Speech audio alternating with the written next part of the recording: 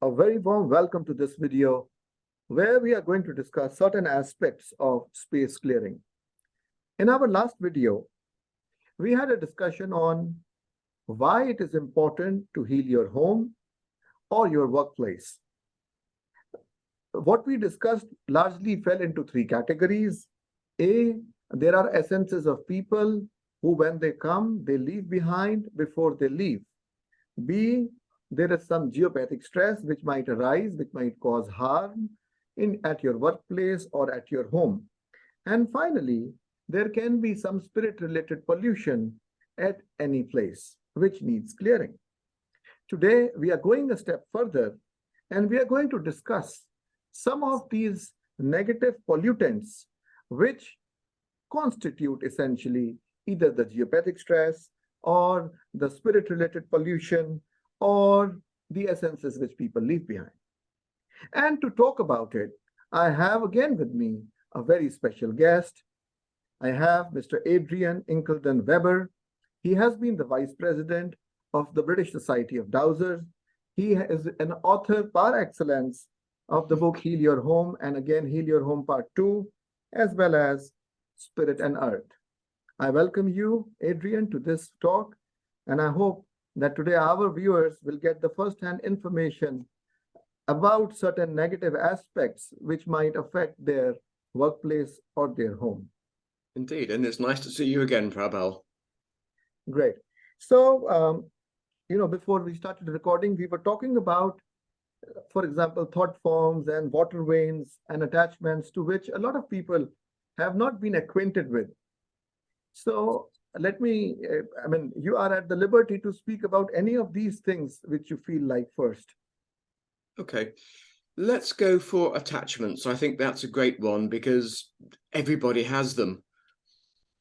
So I think that would be a great place to start, and that will lead on quite nicely to thought forms, and then we can look at water veins as well and anything else that comes along, because it's a very wide topic, and we could talk about this all day and never repeat anything. So yeah, I think attachments are probably a good place to start.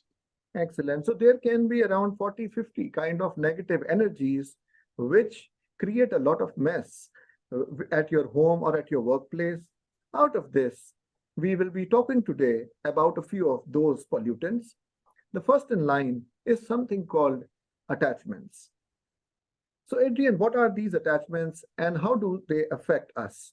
Okay, attachments. If I explain, I guess, really what they are to begin with, a lot of people in the past have called them entities. Now, the difficulty with the word entity, it strikes a lot of fear into people's hearts because, of course, they imagine these Hollywood nasties roaming around the place. But to me, an attachment is basically a patch or a blob of somebody else's emotional energy that is attached to you. Now, we're all human. We're all emotional beings. And sometimes our emotions get the better of us. So that, let's say you and I met and it wouldn't happen, I know, but we had a terrible argument about something, or you've bumped into my car, or I've bumped into your car. It's that emotion given off can actually create what I would call attachments, these blobs of detrimental energy that will fly off from us when we're arguing and move throughout the rest of the population looking for somebody that they can connect to quite easily. It's a little bit like a jigsaw puzzle, they're looking for that perfect piece of the puzzle that they can link into. Now, the difficulty is if you have a robust constitution, you look after yourself, you eat properly, then the chances are there will be very few attachments linked to you. But of course, a lot of people, certainly during lockdown, certainly during the fear and anxiety surrounding COVID, your auric field starts to collapse and it makes you very much more vulnerable to these patches, these blobs of other people's emotional energy attaching to you. And obviously, as they attach to you, they can start changing your thoughts, they can start changing how you feel, they can darken your moods and cause a lot of mood swings as well. So they're not nice things to have around. They will not change a placid person into a murderer, for instance. However, they will, the best way to put it is, again, within families, if somebody has a lot of attachments and somebody says something to them, rather than answering them back in a nice way, they'll snap or argue, or there will be some particularly nasty retort, which then leads to more arguments, which leads to more attachments being made, which causes other families problems also. So it's a bit of it is a snowball effect which it creates, and we enter into a mess, then more mess, and then more mess. Absolutely. Yeah.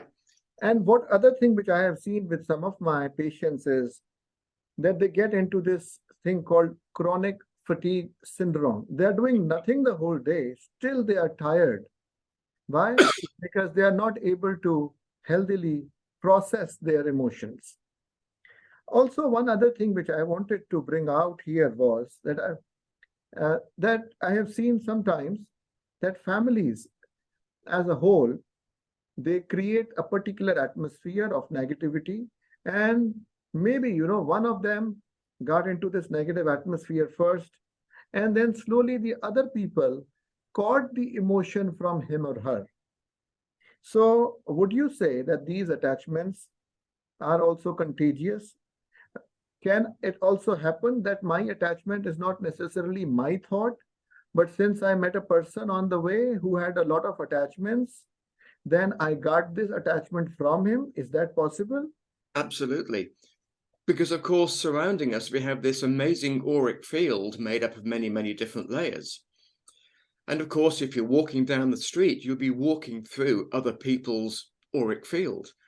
And it's then very easy to actually, for these attachments, to actually move from one person to another. Now, generally, the attachments I find aren't the blobs of human emotion that you've created. You've picked them up from other people.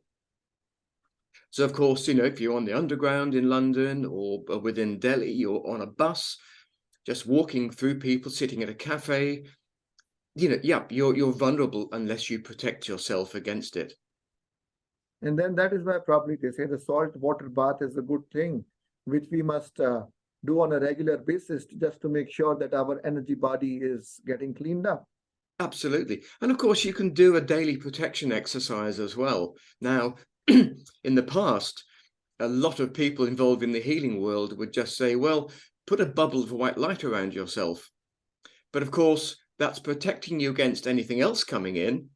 But of course, what have you trapped inside it? Right. In an ideal world, if everybody in the world practiced a daily protection meditation, which is available on my website, it cleans you and also then protects you at the same time. That's going to keep you very safe, very secure, and you're not going to be picking up on other people's emotions. It doesn't kill your sensitivity, but what it does do is just keep you safe.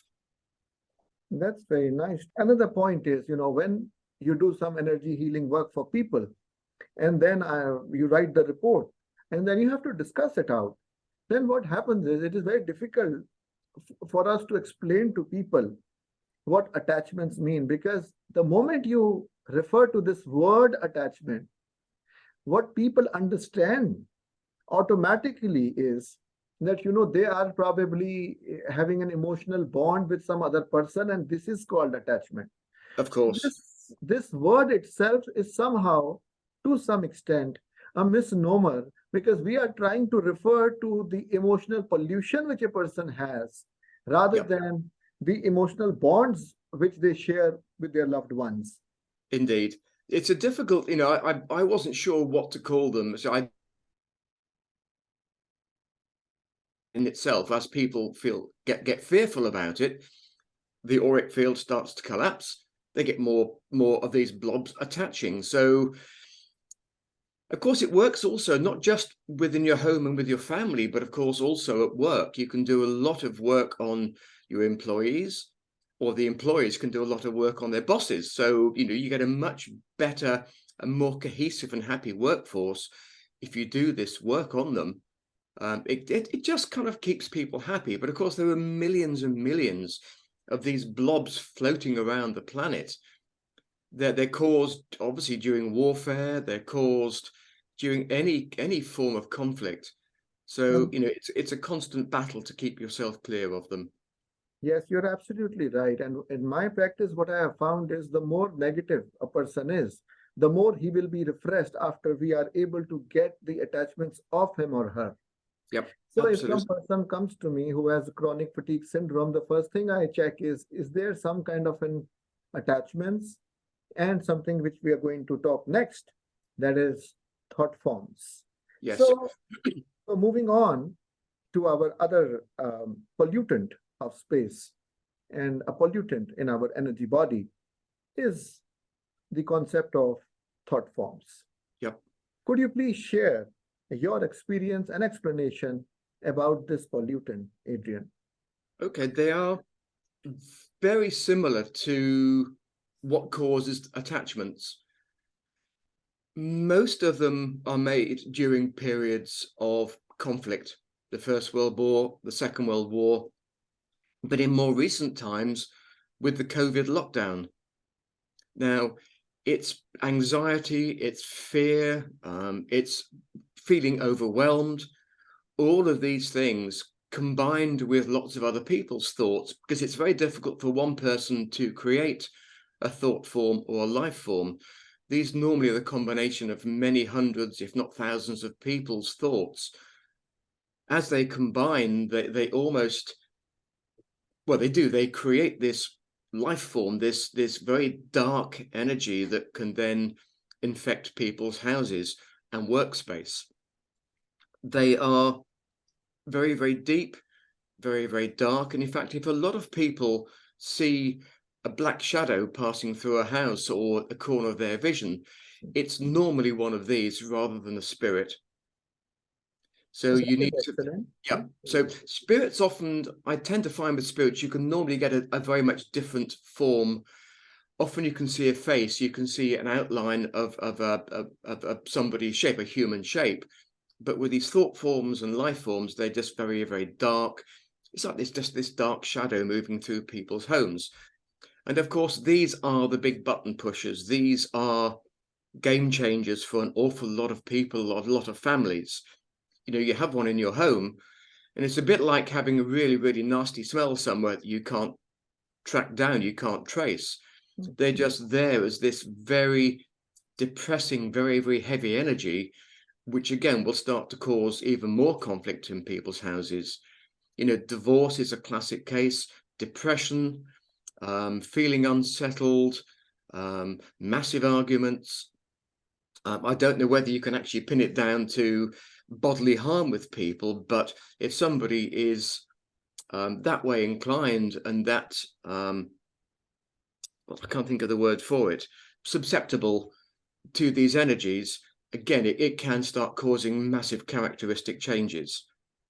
Right, right. In fact, what we say in our energy healing work is that there is this physical plane, and then we have the energetic plane, then we have the emotional plane, and then deep down, we have the mental plane. So probably the attachments, since they are more related with emotions and individual or inherited from the environment, they belong to the emotional plane. But this is far deeper. Thought forms, this is far heavier, far deeper, and therefore causes much of the mental problems or issues with people. For example, a boss who would always be a little sadistic in nature by not allowing his juniors enough freedom to do what they wish to, or something like that. And if there is a sudden change in nature, then probably it could have been because of these thought forms. Absolutely. And what I like to do is when I'm working, then you also mentioned, I'm sorry, because the important thing here you mentioned was that thought form is not made by an individual person. It is made by a collection of people. So, Yes. in our psychology world, we have the individual subconscious mind, and then deep down, we have the collective subconscious mind. And the collective subconscious mind shapes the individual subconscious mind, and the individual subconscious mind shapes the personality or the characteristics of the person. Yep. So, if the person belongs to a place where there is some kind of hatred or some kind of negative belief system, then what you mean to say probably is that we need to work on his or her thought forms in order to integrate him back into the normal society or make him positive again. Yep, absolutely. And it is so easy when you have these thought forms or life forms in your home. It's very, very difficult to actually look at life in a happy way. It's a bit like walking through a really, really dark fog. You can't see anything beyond your own fears at times, because they can create that sort of atmosphere. Certainly you're going to be feeling pretty down about life, quite depressed. And of course, as that happens, you can then invite more in, because they love the energies of people who are in turmoil. Right. So, one gets to another, which gets to another, and suddenly you find 3 or 4 in people's homes, and, pardon my language, but all hell is breaking loose. But of course, they don't know why. Oh, my son's taking on a different characteristic. Well, this poor sensitive lad, is under this. It's almost like a lead weight on his head, but he can't shift it. He's in that downward spiral. And by moving these things on, and I like to be able to find out when I'm working with clients, how long they've been in the house, how they were created. And by doing that, it makes it a lot easier to be able to move them on or to clear them from people's houses. But of course, wartime, classic, it's going to happen. But it surprised me when I was dowsing a client's house last year to suddenly say, when was this life form brought into existence? And it was something like early sort of 2020. So I thought, well, that's kind of strange. Is it conflict? No. So, okay, come on, what is it?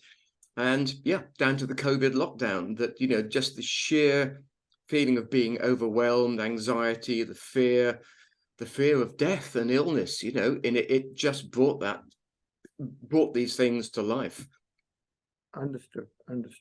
So if we are living at a place which was earlier inhabited by people who had these negative thought forms, and we are getting it, then we understand that we need to get it cleaned. Yes.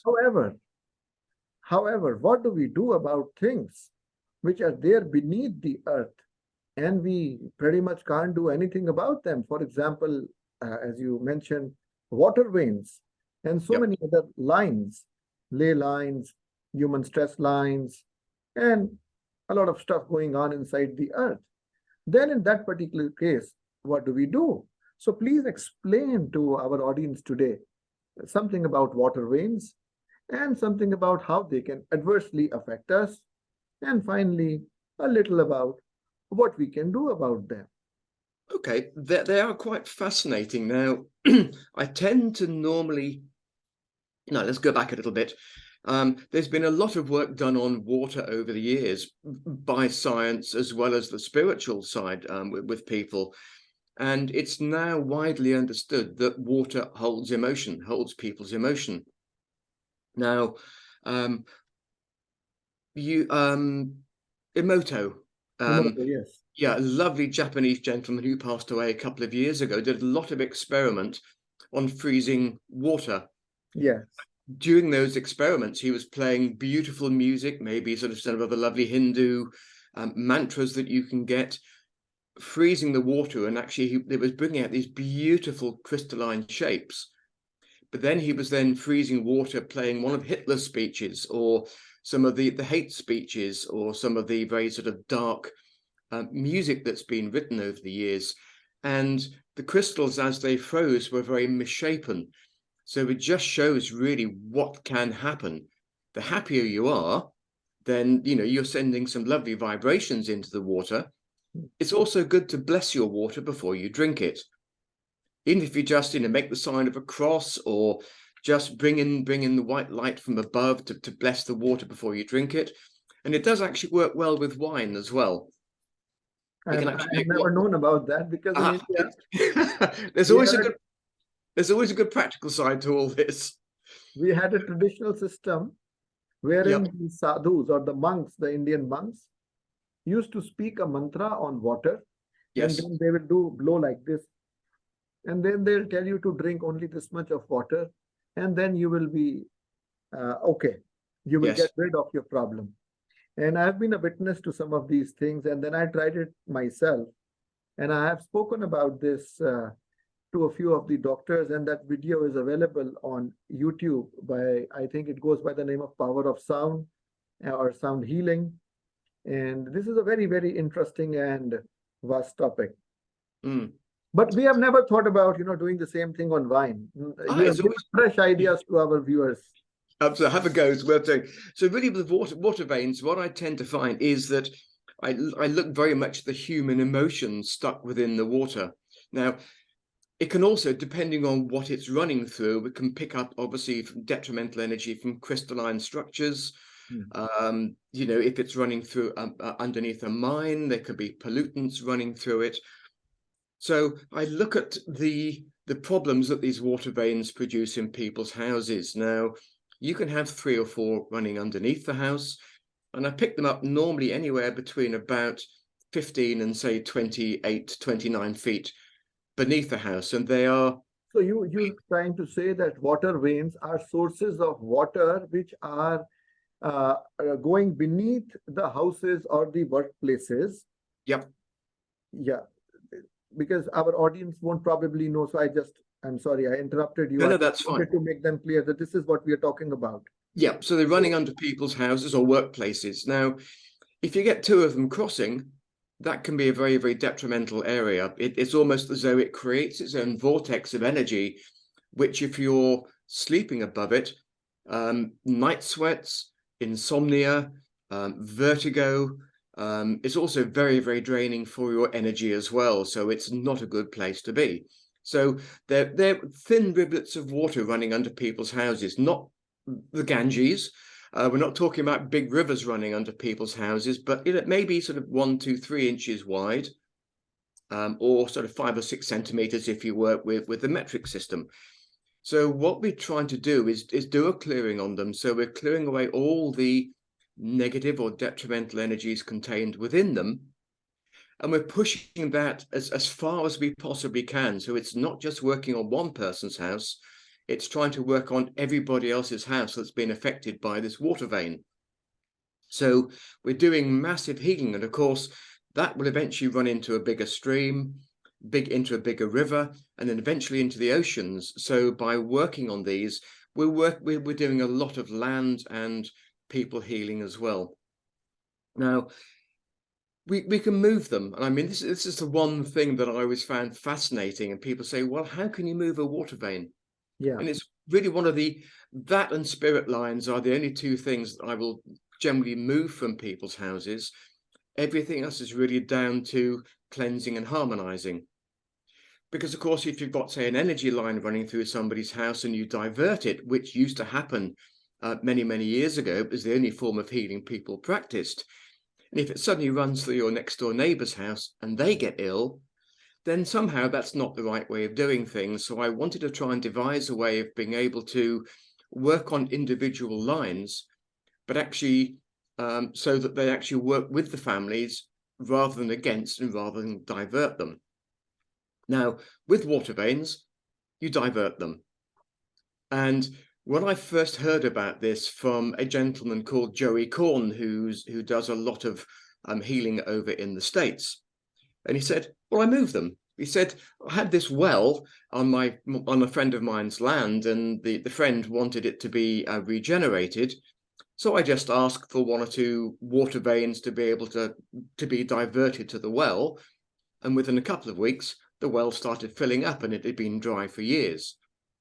Oh, that is excellent. That is excellent. You got proof as well. Yeah. So I thought, if you can do that with a well, then we should be able to remove them from people's houses. But I needed proof that I could do it So my son, who was living with me at the time, is a good dowser. He doesn't do it very often, mainly to freak his friends out by getting them to move the dowsing rods, and wondering what's going on. So I pictured, and it's always typical with human nature, where I was sitting to do my healing was exactly where one of these detrimental water veins were, which is why I wasn't feeling too well. So I got him to douse. I didn't say anything to him where it was, so he doused where the most detrimental one was, came down the room, and it crossed where I was sitting. He went off to work, and he worked in a pub at that stage. And he went off to work, and so I thought, right, let's give it a go and see if I can move this water vein to wherever it needs to go so it's not detrimental to me, and it's no longer running in my house. So I did it. And then about 2 hours later, I dowsed, and it had moved, and another 2 hours, it had moved again. And I thought, well, is that just me thinking it's moving? And am I influencing the dowsing rods?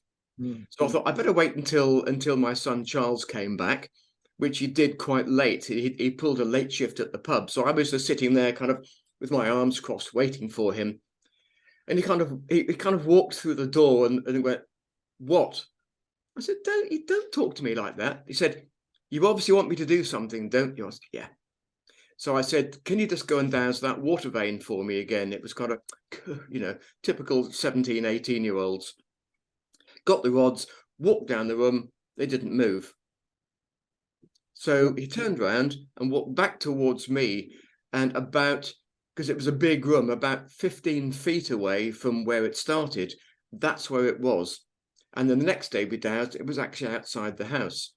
I hadn't told him what we were doing, so that to me gave me the proof, the proof that I needed to think, well, if I can do that in my house, I should be able to do it on other people's houses. So it's literally cleansing the stream to begin with of all the detrimental and inappropriate energies for all the families who are affected by the water vein, and then to actually move it away from the house. But I always move it at least 3 feet away. So if you have problems with ants, or you have problems with wasps' nests or bees' nests, they often will follow areas of detrimental energy. So the further you can move it away from your house and all the other people's houses that it affects, the chances are the ants will disappear, the wasps will go, as will the bees.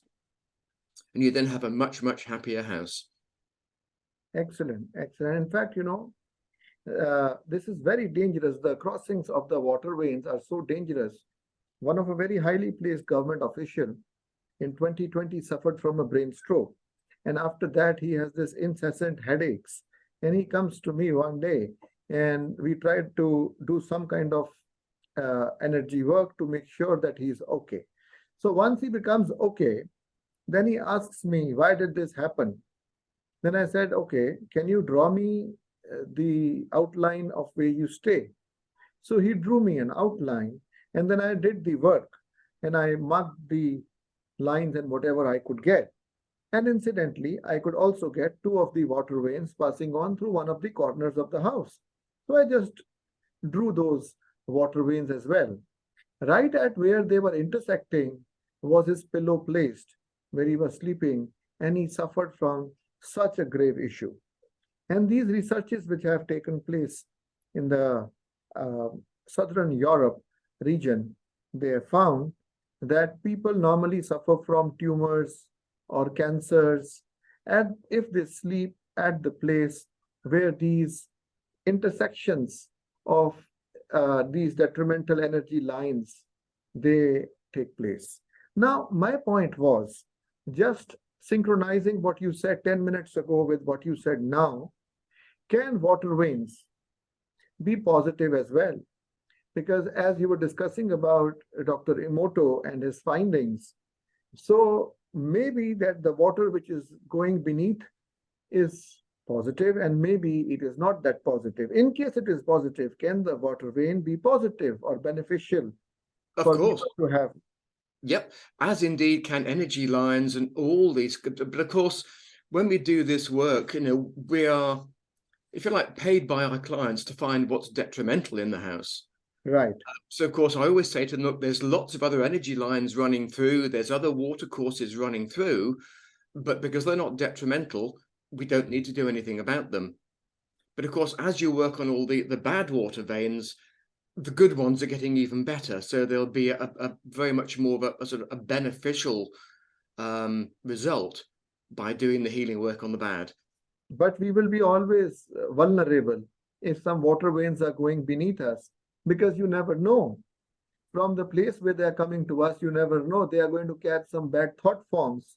And if yes, they can be carriers. Today's good water vein might turn into a bad water vein, and we can't have every time our house clean from a professional. No, and that's always the difficulty. But what I often say to a lot of the people that I work on is that, obviously water veins can reopen if there's a period of heavy rain. You obviously get the monsoons in India, they can reopen.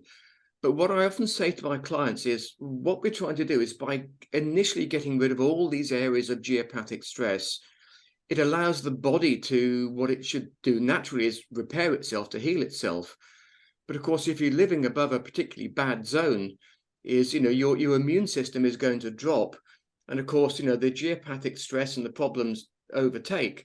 So your body has no chance. And if we can restore that balance, then the immune system is going to sort of regenerate itself. Also by working on the thymus gland as well, if we can just regenerate that, that's going to help. So if a water vein does reopen, you should be robust enough to be able to fight off that new detrimental energy patterns. Right. Which brings me now to our next segment, where I would like to talk to you about some of the things which you have mentioned in your book, Heal Your Home Part 2. Yep. Of course, there has been a number of years after the coming of Heal Your Home, you brought in Heal Your Home Part 2, which is a lot expanded. But one thing which I noticed in the book was that many times, at many places, you have mentioned parallel and simultaneous life forms. For many negative energies, you have mentioned that we should always check that whether this thing is coming from a parallel or simultaneous life or not. Yep. So could you please shed some of your experiences and thoughts into this important aspect of energy clearing? It's a strange one, Prabal, because what really got me thinking is if we look at Einstein's theories, he said time is not linear. So if time isn't linear, can we actually have a past, present, or future? Simultaneously. Yeah. At all.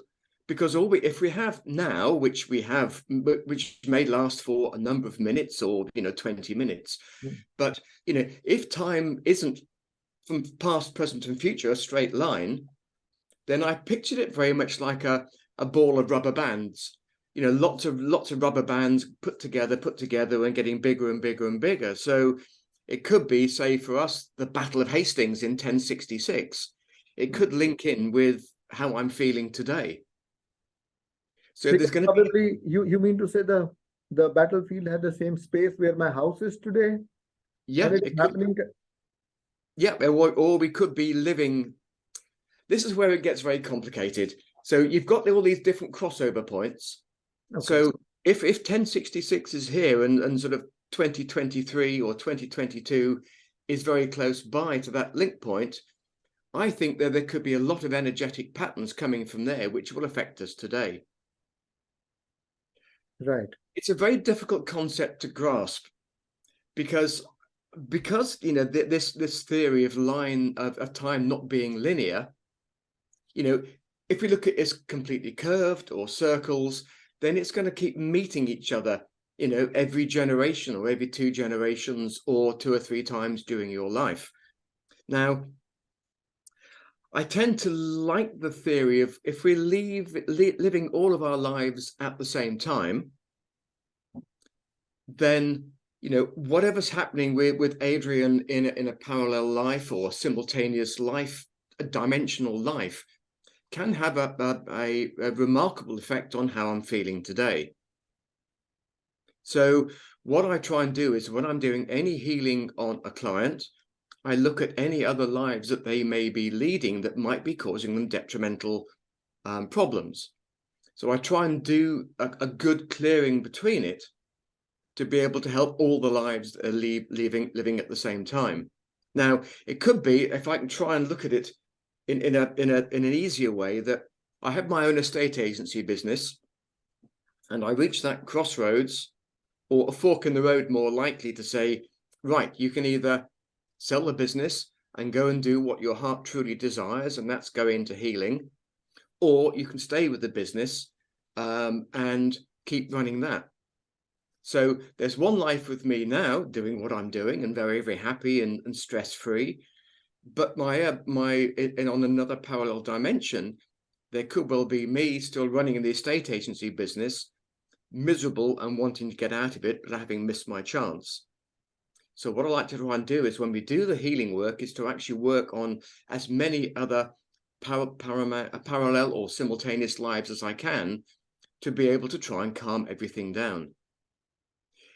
The one thing I do like, and it seems to be the message I get from upstairs, is that I have been a healer in some of my simultaneous lives.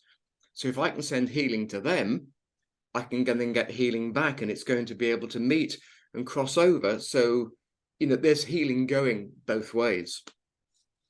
Excellent. It can manifest itself in many, many different ways. I've just been working on a house recently where the lady complained of a really, really nasty, unwashed body smell. Now, there were no spirits in the house. We cleared all the spirits away, any thought forms, life forms. The house was completely clear of everything that was detrimental, but this smell would not go away. So then you have to start looking at different dimensions. And all it is the family that were living in the house today weren't the family living in the house in this parallel dimension. Okay. They were not a particularly clean family. They didn't bath very often, because we're talking about quite a number of years in the past. Because, of course, a lot of the English people, before we came to India, never bathed. So it was you that actually taught the English how to be clean. Before that, we were sort of fairly dirty race. And that's exactly what was happening with this house. It was basically unwashed people. That smell was coming through this thin veil and affecting the people today. So I had to not only do a clearing on the house in this other dimension, but then had to almost pulling a thicker curtain across to stop any of those energies coming through. Next day, smell had gone. I see. So you mean this can be worded as a leakage from another dimension? Yep. All right. And also, don't forget that it can be an unhappiness. So if you wake up in the morning feeling really unhappy about something, it could be that the parallel life that you're leading is coming through to actually affect you in that way. So we need to look at very carefully where those problems are coming from, not just within inside us, but affected by somebody else.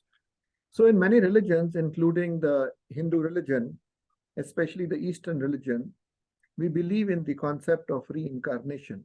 Yes. And when you believe in the concept of reincarnation, there has to be your individual soul, which is again having another version, which is called the higher soul.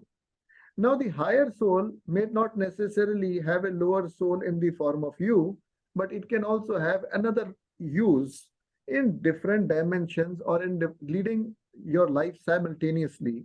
Absolutely. And trying to evolve as a human being, or trying to evolve as a soul faster. And this might be a possibility. So there is a philosophy in when it comes to studying dreams, that when we dream, we go into a different dimension. Yes. And this is an area where the scientists are still working, and probably it will take some time until we are going to find some key inferences and key conclusions and confirmations regarding what do we do when we are sleeping and dreaming. I am reminded of a story in Zen. So there is a person who comes running in the morning to his master, and he says, "Master, I'm very confused. Can you help me?" He said, "Okay, sit down. What is it that you're confused about?" So this guy says, "Master, I had a dream yesterday when I was sleeping, and I dreamt that in my dream I have become a mosquito. Okay. The master said, okay, that is fine. So what? So he says, now, since I have woken up, I am not very sure whether I am a human being who was having this dream of living a life of a mosquito, or am I a mosquito who is now living a life, kind of a dream of Yep. a human being? So I guess these parallel lives and simultaneous lives, which you have taken into consideration and given a lot of space in your new book, Heal Your Home Part 2, kind of relates to this particular aspect in which of sleeping and dreaming, in which Mm. we use or consume 1/3 of our lives. Yes.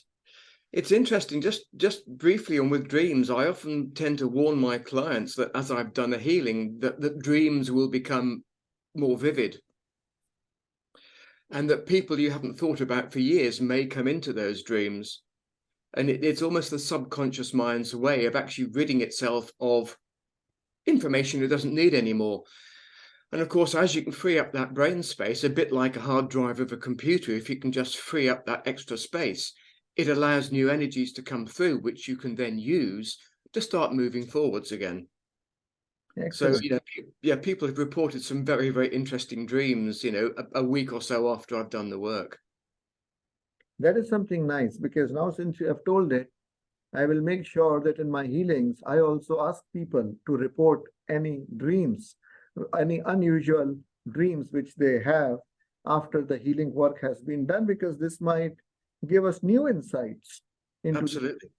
into this important aspect of parallel and simultaneous lives. Yep. So, Adrian, I'm so grateful and thankful to you. You have enlightened us today about so many aspects of the energy clearing work.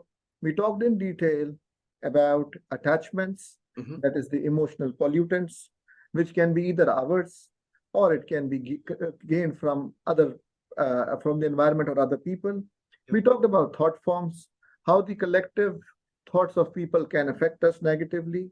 And we also talked about water veins and how something which is underneath our house or workplace can damage our health and can damage our prospects or damage our earnings. I am very grateful to you for shedding light on these important aspects, but I do look forward to a few more interactions with you on this subject in the near future. Thank you once again for being with me. A pleasure. A pleasure. Thank you for having me.